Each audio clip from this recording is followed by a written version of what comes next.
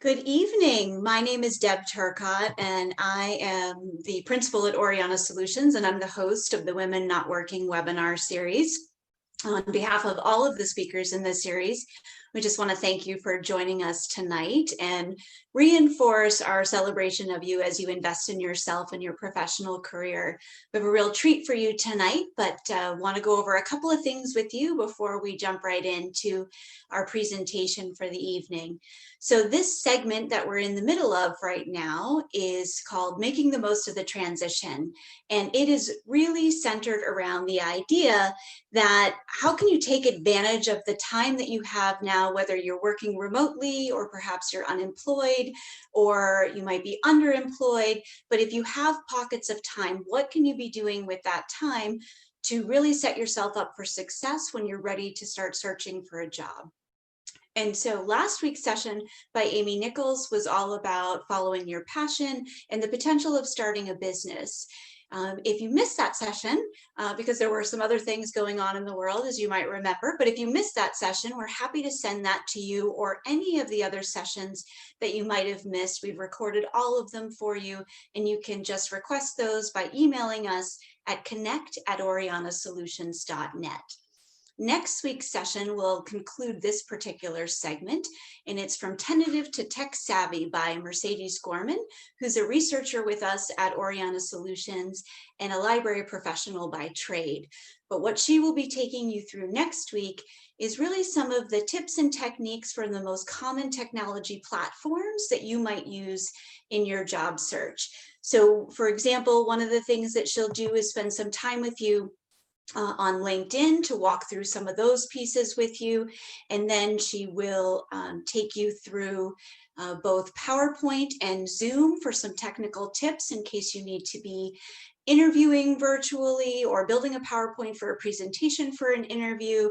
She'll also spend some time with you on free photo editing software to help you make the most of your headshot, and then take you through a little bit of work in building a professional portfolio through Wix, which can be used as a free website to build a professional portfolio. She'll also share some other tips and tricks and free resources that you can avail yourself of. So it is certainly not designed for someone who might be advanced in their tech abilities, but you might find some really useful elements of her conversation that can prepare you for interviews or putting your professional brand forth. So that brings us to tonight's session with Michele Talwani. Tonight's session is Making Relationships Count. And really, this session is all about how do you advance and enhance your professional network and the relationships that support it. So I have had the benefit and the pleasure of knowing Michele for almost 20 years. I'm fortunate to call her both a colleague and a friend. And one of the things that struck me when I very first met Michele was her ability to engage with people. She has this infectious personality, and so it makes it look easy on the outside, but having worked with her long enough, I know the strategic lens she's applying to relationship building and her network. And so when I thought about, well, who's the right person to talk about relationship building, Michele was the first person that came to mind.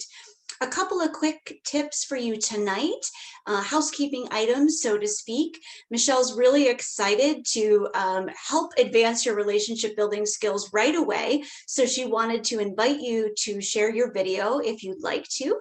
If we haven't done that for all of our sessions, and if for some reason your life is happening in the background and you don't want to do that, that's okay too. But we did want to make sure you knew that that was welcome and invited for tonight. The other is that as soon as I stop sharing my screen and we bring Michele up and welcome her, we'll also start using the chat feature. She has several moments where we can chat storm together, and so want to make sure that you pull that up. She's got some great content, so if you need a place to orient that, we encourage you to orient it in the lower left-hand corner of your screen. So with that, Michele, who's the Director of Community Relations at the New Hampshire Community Loan Fund, I just want to say thank you for investing in other women tonight and want to welcome you. And I'm going to turn it over to you now. Great. Thank you, Deb, and welcome everyone. Happy to see you. Glad so many people are able to attend. Appreciate all the accolades, Deb. It's been, yeah, and I can't believe it's been nearly 20 years. But I'm excited to talk to you about making relationships count. I'm actually going to share my screen since I have a presentation prepared. Excellent. So for some, relationships and networking comes easy. Whether it's in person or virtually, attending industry meetups, making regular appearances at local events or happy hours, these types of activities feel natural for some job seekers and workers. For others, networking is more of a chore. But no matter where you fall on the spectrum, making relationships that count takes time and effort. So this is a chart that I actually found by the Bureau of Labor Statistics. It's actually from December of 2020.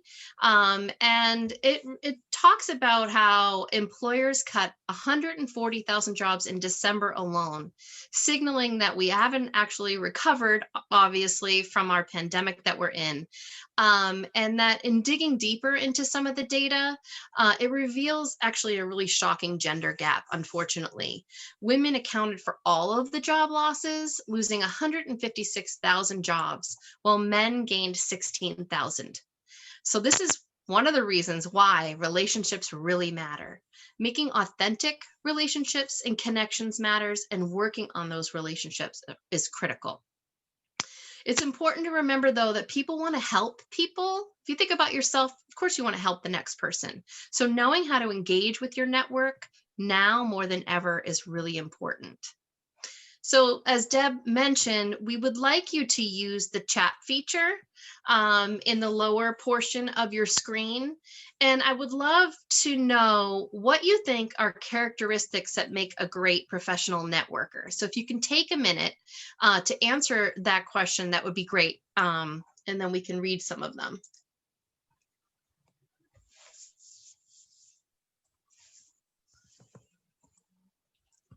Oh, geniusness. I love it. Now, can everyone see everyone's comments? Yes. Mm-hmm. Okay, great. Outgoing personality. Oh, authenticity. Mm-hmm. Someone who is well versed in the field, personable, eye contact, good listener. Okay, great. I have many of the same things, but I love the first one. Genius. Wow, that's great. Collaborative. There are lots of definitely great characteristics that make a wonderful professional networker. Just want to make sure I've seen them all. Being a good listener, our success in networking depends on our ability to listen and learn. There's a saying about being a good networker. A good networker has 2 ears and 1 mouth, and they should be used proportionately. Listening to people's needs and concerns and finding opportunities to help them is really important. Being authentic and trustworthy. So think about it. If you refer someone or someone refers you, they're putting their reputation and yours on the line. So making sure that you come across and you're really authentic and trustworthy, approachable, making people feel comfortable. Really, that's how relationships are born. Being kind, outgoing, engaged, and interesting, and follows up. For many, like I said, networking doesn't come easy.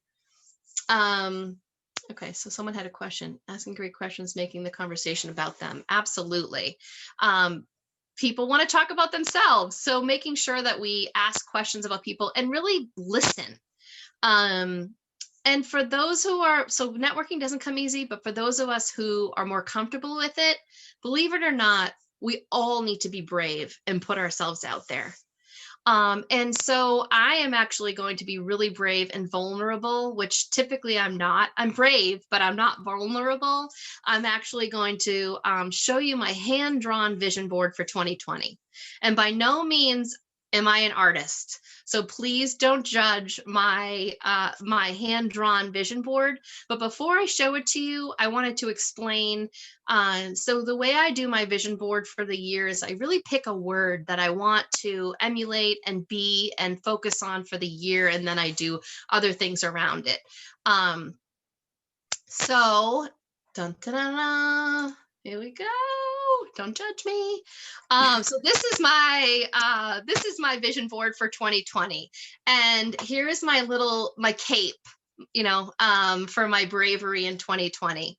And I think networking, in order to be successful in life, you need to be brave. And sometimes we need to remind ourselves to put our capes on and be brave. So my word for 2020, why I chose being brave is that after 10 years of rising in the ranks of an organization that I was in and becoming a vice president, I knew the drill. I knew the network I was in. I knew the colleagues that I was working with. I knew the job, but I actually chose to find a new job and start a new job. So actually, it's almost a year that I've been in my role as the director of community relations. But I had to start from scratch, and the role my director of community relations role is really about building relationships with people, businesses, organizations who I was not familiar with and who were not familiar with me, in order to get our organization more known and to share our impact about our programs. We were looking to generate, and we still are looking to generate, more borrowers for our loan programs and more donors and investors to help fund that lending. And so my role is to really be brave, put my cape on, and engage with people. So I also describe being brave and networking and just working in general. I talk about being a duck. You look at a duck, and the duck is, really calm. You watch it, glide across the water, but underneath, that they're really paddling really, really fast. And so I encourage you to be the duck. So look, calm, cool, and collected on the top, and inside you might be really nervous, but putting yourself out there and finding your cape is really, really important in building those relationships and networking.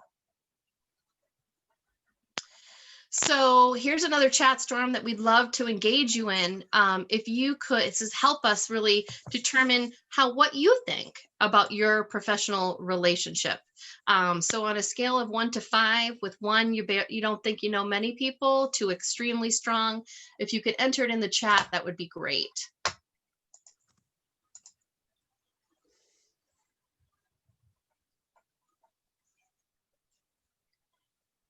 Okay. So we have a range. Perfect. Perfect. So hopefully this is going to be very helpful for you, this session.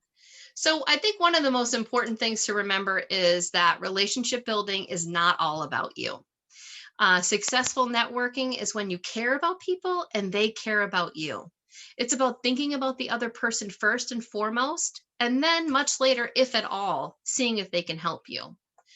You have to think about, is there someone you can introduce someone to? Is there a way you can promote any of their recent work?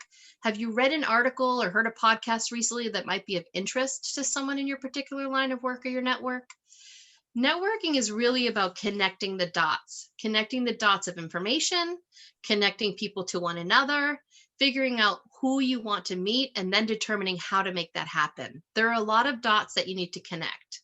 But knowing that networking is more about who you know, but is also about what people think of you and whether those people actually do think of you at all. So it's also important to think about, what's your professional brand? What are you putting out there as you meet people, in your job, in your formal job, even in your digital footprint? Knowing how you're perceived. Are you trustworthy? Do people perceive you as being professional? Is really important. So think about, how you're putting yourself out there. And I know that actually Deb actually has a session coming up about your professional brand. So that would be a great session to go to that really aligns with this one. because getting someone's business card, having them on your email list, or seeing them, as a connection on LinkedIn is not successful networking. It's really about having authentic relationships. But there are blind spots. When there are blind spots, you really can't see clearly. They prevent us from adapting our behavior, attitudes, and understanding correctly. So I am thinking about what some blind spots are. We can think about, and I think we're all probably guilty of this, going to an event and only speaking to the people because it's the most comfortable, right? It's the most natural. But really putting yourself out there, introducing yourself to someone who you don't know. Other blind spots of like maybe you didn't research or prepare ahead of time, knowing who may be there, what you might want to think about in advance, what you might want to talk to them about and engage with. Maybe inability to read the room. What's appropriate to talk about, talking too much and not listening enough. There's a fine line of being an expert and being a know-it-all, and not being assertive enough. Put yourself out there, possibly even drinking too much. So spend time determining your blind spots and work on them. How can you overcome them? I mean, that's really a decision. Everybody is a little bit different. For me, I'm a people person, but I'm much better in smaller groups or one-on-one. When I feel more comfortable, I'm more engaged. Words come easily. My humor comes out. But when I'm at a large event or engaging with a large group, I have to work at it, putting myself out there. And, truthfully, if you ask my network, if that would be the case for me, they wouldn't say no way. I've heard many times, Michele knows how to work the room. Michelle's the best networker. But the truth is, I have to put my cape on and work on it. I'm the duck.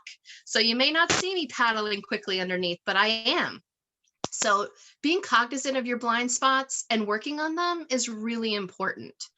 And if you find yourself going back to your old ways, identify it and try again. That's all you can do.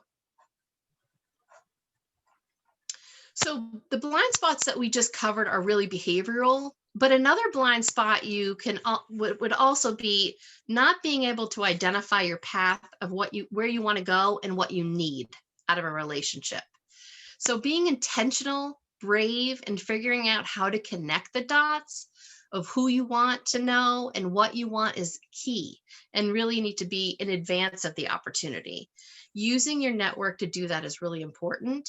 You want to use, this is a bridge analogy, bridge your expanded network through your existing network, figure out where you want to be, and then figure out a path to get there. So sometimes it seems really simple, but it's really a challenge, and being strategic about it is really important. So for instance, if you want to work at a certain company or desire a specific job, use your existing network to help leverage a connection there. Connect with that person, explain what you're trying to do, share your experience, your background, ask for an introduction, or even the best way to get to where you want to be. People want to help. But you have to appreciate that the process takes time and effort. It needs to be deliberate. Carefully planned strategy will help promote your strengths and all important values. So if you're meeting with someone that works within your industry, making sure that you're on top of your game and figuring out before you actually meet with that person what you want to say and what you want to get out of it is really important. So you really have to be authentically strategic. So you want to be authentic but strategic at the same time. So for me, when I think about relationships and putting myself out there, I like to determine, if an event is worth my time. Is it worth the money to invest in? Is it worth my effort? Figuring out what I want to get out of a situation or an event is the first thing that I do. It could be to strengthen my relationship with people who I know will be there. It might remind them of who I am, what I'm doing by engaging with them. Right now, I may not need anything or want anything from them now, but want to stay in touch and connected so they think of me when things come up. Or when I do need something, they don't forget who I am or what value I bring. So I have an example, actually. I'm engaged with a lot of people, but I have worked with this particular consultant many times. She's definitely an expert in her field. And I have been staying in touch with her. I've been getting in touch. Really, we had lunch outside over the summer, but we've done 2 Zooms since. Today was a day that I invited her to have coffee with me this afternoon over Zoom. I don't need the work that she's working on, but I want to stay in touch. She meets with a lot of people. She has a lot of clout, and she shared with me the last time that she was thinking about pivoting her business model. And so I reached out to her a couple weeks ago and just said, share with me, is that the direction you're going in? She wanted to pick my brain when we met the last time. And so, I didn't need anything out of this meeting, but keeping that relationship going and being really strategic, because our circles are aligned of who we engage with, is really important. But mostly I'm really truly interested in helping her as she transitions and grows. And I know that when I need something, she'll do something similar for me. So remember, always ask how I can be helpful. So you might say, like, well, okay, we're in the pandemic. I'm not going to any events, but so many things are happening online. And it's also what I read recently through Fortune magazine is that more than half of the workforce finds job through their personal connections. People who use their personal contacts spend less time searching for jobs. So you may not be working right now, but you can always learn. And so keeping your skills up to date, industry knowledge up to date is really important. So I would suggest picking, a handful of thought leaders in your industry who you'd like to keep learning from. Listen to their podcasts, keep up with their Twitter feed, read their blogs, stay up to date and relevant so that you can actually share their content on social media or have it be on the tip of your tongue when you're meeting with somebody else that might be in the same or similar industry. And they think, wow, this person is really staying on their game. There are local events that are happening now, not local and national events, but they're all happening online at this point. But look for ones that specifically call out networking opportunities. There are some out there, large groups that will do breakout rooms over Zoom, and they'll pair you with people you don't know. And so look for those opportunities in the industries or the areas that you want to go. So being strategic about where you spend your time, your money, and your resources is really important. Attend trainings that interest you, engage with people. So another example that I have is that I was participating in a Zoom DEI training this fall. And it was with a group I didn't know. I didn't know anyone on the Zoom. And all of a sudden I get a chat from somebody. And I thought, oh, wow, who is that? And so I thought, and I know so many people. And as I age, sometimes it's really hard for me to remember how I met that person. So I quickly Googled who this person was. I looked at my LinkedIn. I wasn't connected with her. So I thought, oh my gosh, what's happening here? So we started chatting back and forth. She wanted to know why I was interested in the subject. And next thing you know, we're having Zoom 2 weeks later. She just said, I looked at your LinkedIn profile. I want to get to know who you are. She's from Virginia. I live in New Hampshire. We're in 2 different industries. I've since had 2 Zooms with her. Wished each other, happy holidays, learned about the shed that she was building in her backyard. This woman was so brave. She put her cape on. I don't know how we're going to connect at some point. But I truly believe that at some point we're going to, scratch each other's back in some way, shape, or form. But what I'm just trying to say is that there's opportunities out there. Even if you're on Zoom, chat with somebody that you maybe want to meet.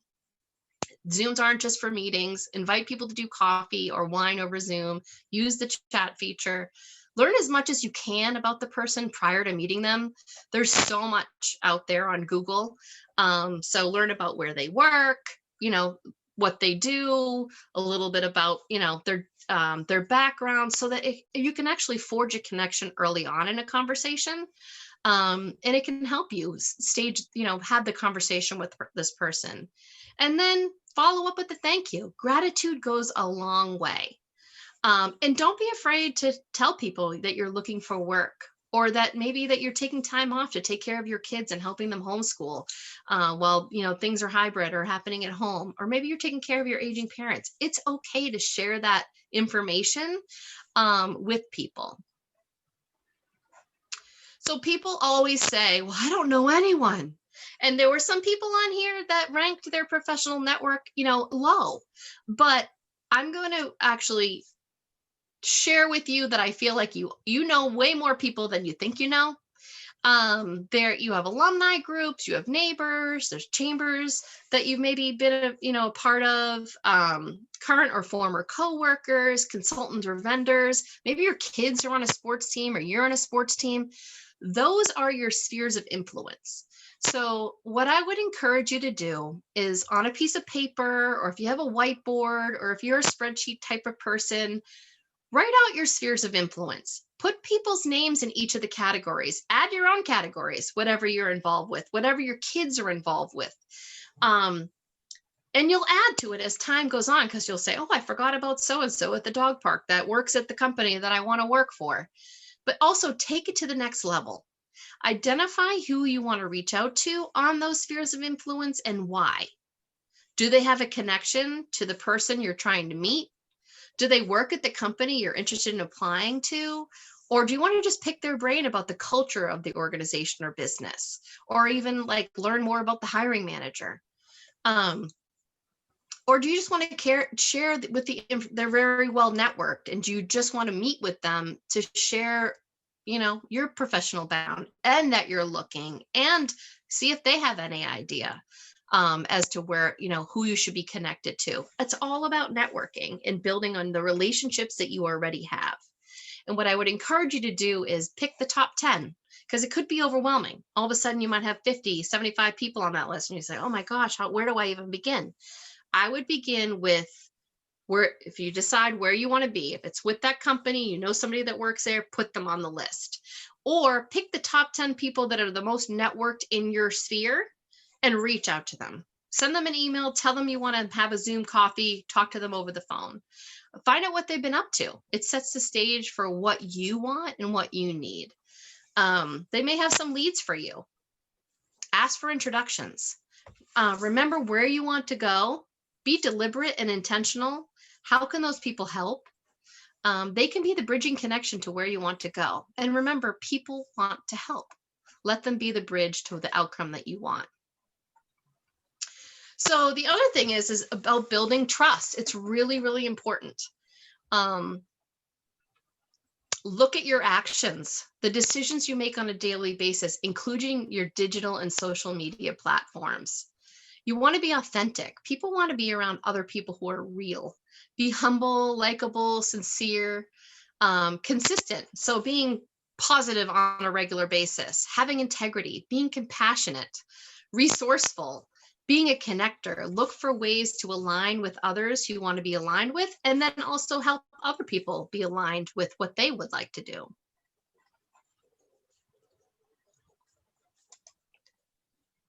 Oh, we're having a little pause here. Sorry. But effort is needed. Networking takes time, strategy, engagement, and effort. So again, me being brave and putting my cape on, not the best pictures of myself, but the picture on the left is of me hiking up to the top of a mountain.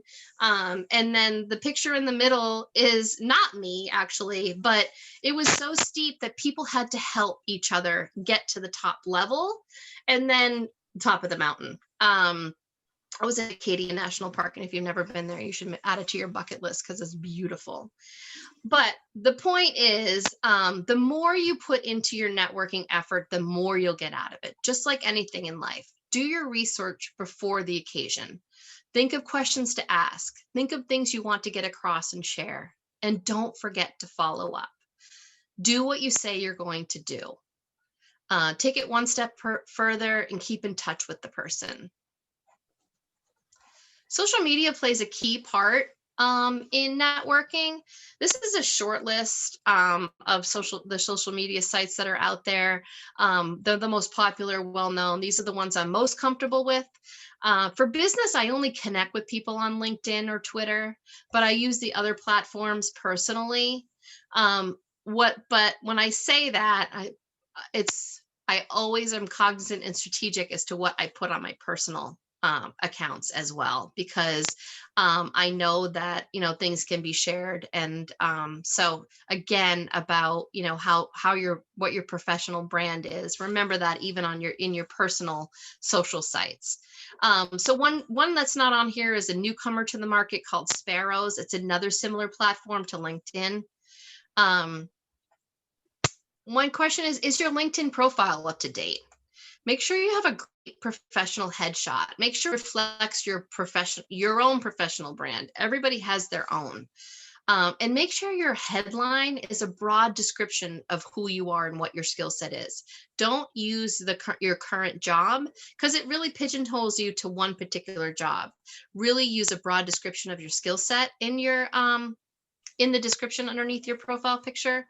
And then it also helps you the recruiters identify those keywords as well. Be strategic about what and who you want to post about. Will it lead to the other side of the bridge? If you're looking for work, put it out there. I've seen a lot on LinkedIn lately with, there's a hashtag called open to work. I think you can even put it on your LinkedIn profile. And using Twitter as a research tool, even if you don't have an account, you can still go on Twitter and do some research on businesses or industry leaders. And if you are on Twitter, then create lists, which really allows you to segment your list based on whatever you want to do. It could be about an industry. It could be about the types of jobs that you want. And that way, because Twitter can be overwhelming if you just look at your news feed, 5 minutes a day, and obviously it's 24/7, 365. If you create lists, it puts them into categories, and it's a quick, if you only have 5 minutes, you can just go to your lists.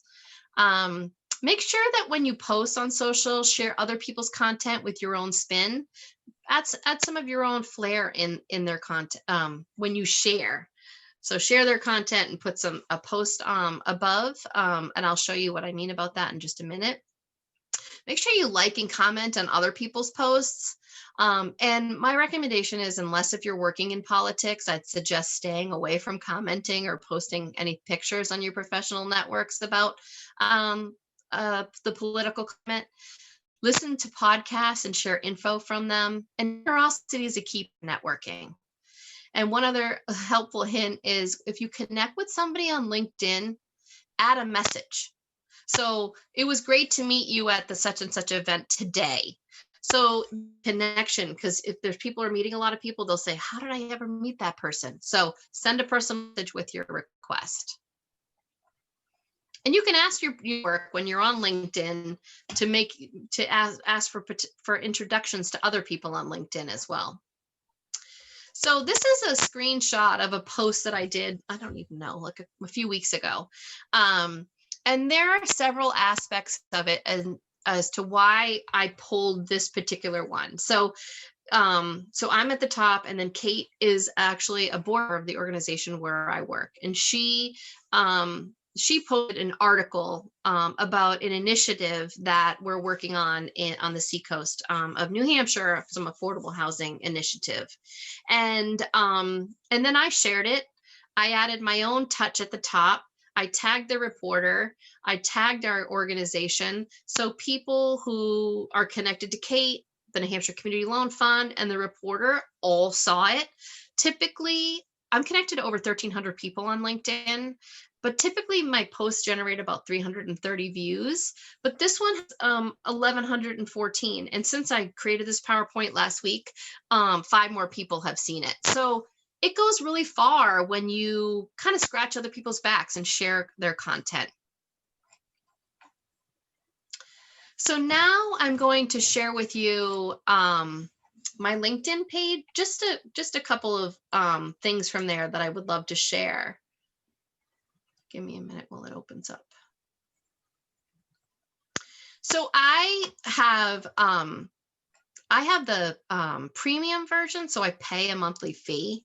And truthfully, I'm thinking of not using it anymore because I'm not in the job market. But it was really helpful when I was searching for a job to actually pay that monthly fee.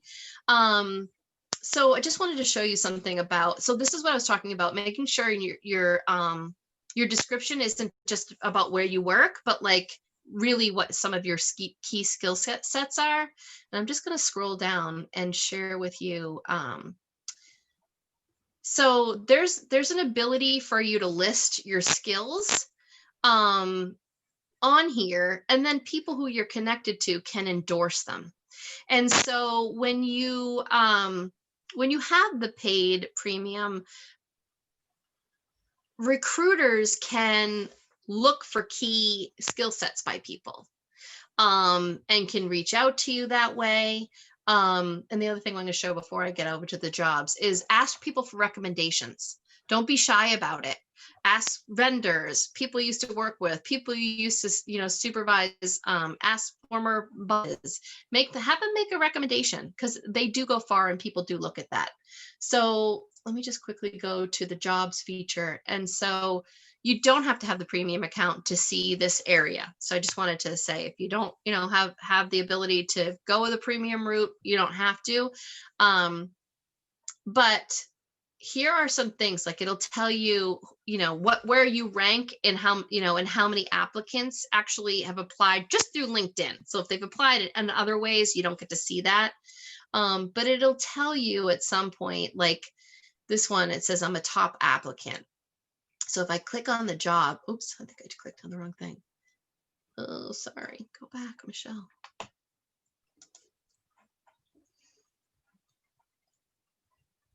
There's an area on there. How did I do this before, Deb? Hold on. I'm going to go this way. Yeah, you went that way. Yeah. Okay.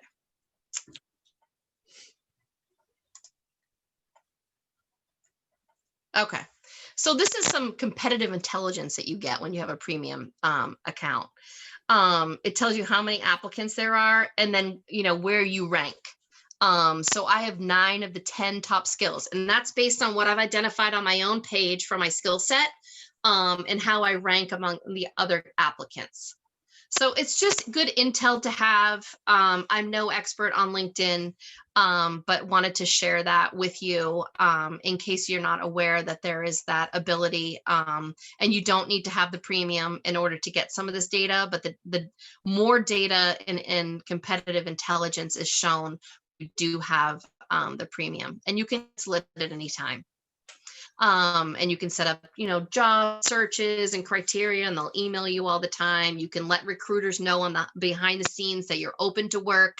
And there's an ability to block your current employer from seeing that. So your current employer, if you're employed, won't see that you're open to work. Okay, we'll get out of this now.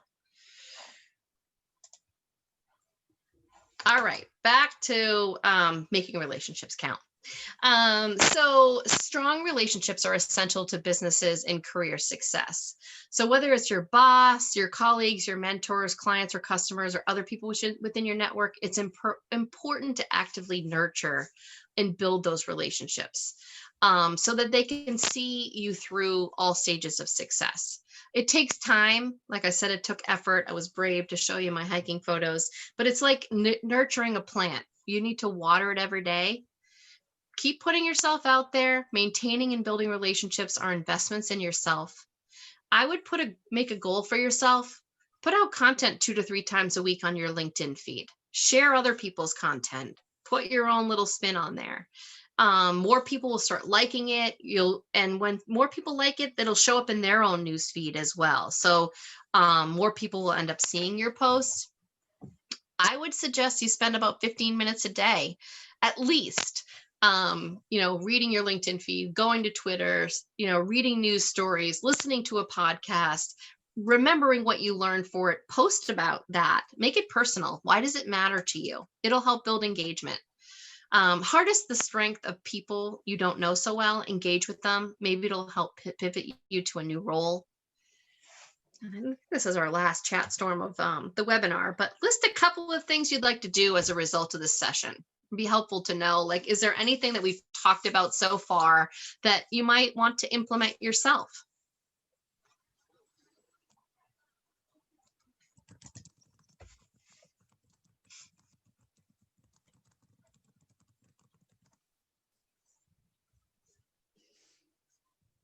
More work on LinkedIn. Take the leap and ask people for recommendations. Put your cape on. Mm.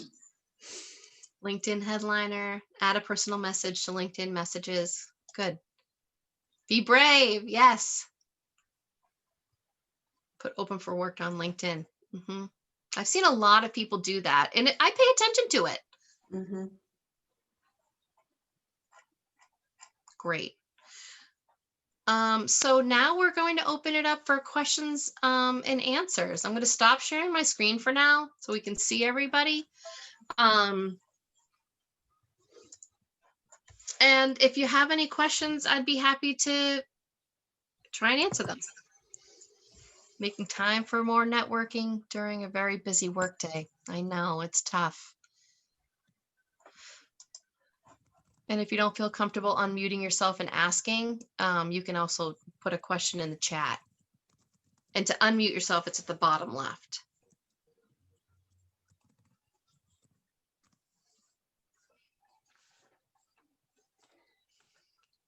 Michele, I was thinking that maybe if you could just go a little bit deeper on, you talked quite a bit about it, how it's not so much the number of connections that you have, but it's the quality of them. Like, what do people think of you? Do they think of you at all? And so can you maybe give us an example of a tough relationship or connection you had to navigate and how you invested in that so that it could get you where you needed to be, or perhaps you had to wait a really long time to be able to ask for anything, but how did you navigate? Well, I think being authentic is really important. And so I actually have something in mind really about an experience that I've had before about like sort of mending relationships or fences for an organization. And so, really acknowledging like maybe where mistakes were made, reaching out, being brave, asking somebody for coffee or over Zoom, or in person outside if you live in a warm area, or if your community is open, people from all over the country here. So really just, being authentic and having a conversation by, acknowledging maybe where mistakes were made, and just starting slow and then following up, thanking that person, being gracious, reaching out again, because it's not going to be that person's responsibility to keep circling back, but finding other reasons, checking in. Maybe that person at the time shared something that they were working on. There's a great reason, a door to open, just like I met with that other person on Zoom who's a consultant. She mentioned she might be pivoting her business. I reached out to her to say, let's meet. I want to hear, are you pivoting your business? Which she's not. But I found that out because I met with her. So I think just being persistent, consistent, following up, acknowledging if mistakes were made, and trying to, bridge the gaps where you can, but making reasons to connect, reconnect, is really important. Great, thank you. And we had another question come through, like, so if you're moving, relocating, you're going to a different state, what kind of recommendations do you have for building networks in the new state? How do you bridge that gap when you don't already have a face-to-face network necessarily in the new place you're going to? Yeah, that's a tough one. I mean, I can give you some ideas on how to do that, and I feel like Deb is probably way more versed at that. She's moved a lot, but if you have a strong LinkedIn network, you'll be surprised that other people are really connected to so many, other people, whether it's the university they went to or they moved across the country. So they may be a second or third connection. Like, so if you move to a different state and you want to, and work for a certain company, you can search that company on LinkedIn and see who their employees are. And then it'll tell you if it's a third connection, a second connection. And so if they're a second connection, that means one of your first connections connected to that person. So that's kind of like a warmer lead. And so you could reach out to your first connection and say, listen, Bob, I'm really interested in working for this company and you're connected to Sue who works there. Would you mind, emailing that person and CCing me just for like an informal conversation? So people want to help people. And so that's where I would start. I would also start at like your university or where you went to school. Like there's an alumni network. You meet somebody that went to the same university that you went to, and it's like, even it could be 30 years later and you're still like, yeah, you've got your pride going. So again, people want to help people. So just being creative in those ways. Deb, I don't know if you have any suggestions on it.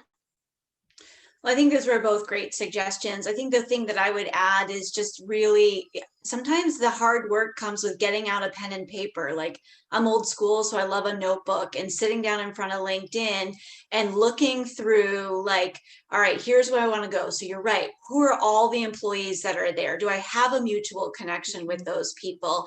And if I don't, doing some research, following the company page on LinkedIn, and then starting, it feels like you're, digging out of the dirt to put the seed in to grow that plant, but that's actually what it takes. And I think, to reinforce your earlier point, I find most of the people that I coach spend a lot of time on networking when they need it.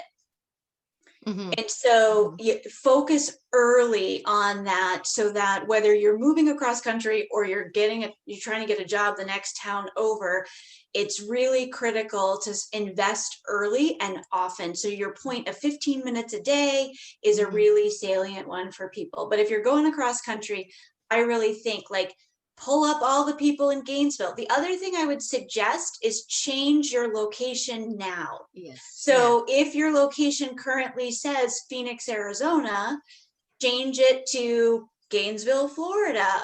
I'm anticipating for you, Lydia, sorry. But, but put it there so that now you start getting suggestions of people in your potential network that are from the Gainesville region, or the jobs pop up from the Gainesville region. Right. So, it's all algorithm based in LinkedIn. And so little changes like that will really make a big difference. And when you're building a connection, it's really nice sometimes when you're like, oh, that person's from, here. You might not be from here, but that person's from here. And so, like, today I connected with a gentleman who's in Atlanta, but he actually has his listing in Chicago, because that's where the bulk of his network is and where he needs to build the relationships for the work that he does. But I know he lives in Atlanta and he works there. And that's why I'm connected with him, is because I'm doing work in Atlanta. And so it's kind of a crazy world that LinkedIn is, but those little changes will certainly make a big difference in building those network relationships. Yeah, I would even say Twitter, same thing. Find, companies that you want to, work for, engage with, and start following them. And you'll see who else from their company starts tweeting of them. So you can like their, things. You can direct message over time, once they start recognizing, like, who is this Lydia person that keeps liking my posts, so there's definitely some creative ways to do that. Great question. Do you have any other questions? All right. Well, okay. Michele, I just want to say, I have a recap. I'm not done yet. Oh, sorry. I bet. So we covered a lot. And I just want to recap, what I felt like are the most important points that you should walk away from. Remember that people want to help, and that you have 2 ears, 1 mouth. Listen more than talk. Be authentic, build trust, be brave, put your cape on, be consistent. Networking is all about the time that you put in, not just when you need something, but it's all the time. Building long-standing relationships takes time and effort. And remember, how can you help? Do for others as they do for you. Be strategic, meaningful, intentional. Figure out where you want to be, and then figure out connecting the dots of how you do that. Do the research, and be aware of your own blind spots. Always follow up. Gratitude is critical. Don't wait. Put these things into practice. And in the meantime, let's connect. Awesome. Well, thank you. I'm already connected with you, fortunately. But if you aren't connected with Michele, I encourage you to, or if you see other names on people's faces, connect with the other people who've attended tonight. I mean, I love your analogy. Although every time I think of a cape, I think of the Incredibles movie where the cape gets stuck in the thing, and that may happen. the superheroes perish or whatever. But the reality is, the cape is a great analogy for everyone, where it certainly is important to be assertive. And then later on, just to remind you, a couple of other sessions that will really dovetail well with what Michele has talked about tonight. Next week, Mercedes will take you through some of these other technical elements and some of the pieces to help you put a brand forth. Then after that, Ellen will be spending some time talking to you about your professional brand. What are the words that you should actually write in the about statement on LinkedIn, for example? What's your value proposition? What's your professional branding statement? Caitlin is going to actually talk to you about what recruiters do. What do they think? How do they work? Who do they work for? Melissa will help you think about being confident and how to present yourself as a person, the way that you look and you feel and you sound. And then I'll end up this series talking to you about leadership and what the trends and expectations in the workplace are for leaders at every level. So we have a lot coming up. We're at the halfway point of the series, but Michele, you were awesome, just as I knew you would be. Thank you. We really appreciate the fact that you volunteered your time to talk with women tonight. And again, for everyone out there, if you've missed a session and you'd like to see one of them, just email us at connect@orianasolutions.net. But thank you, Michele. Thank you. And good luck, everybody. All right. Good night, everyone.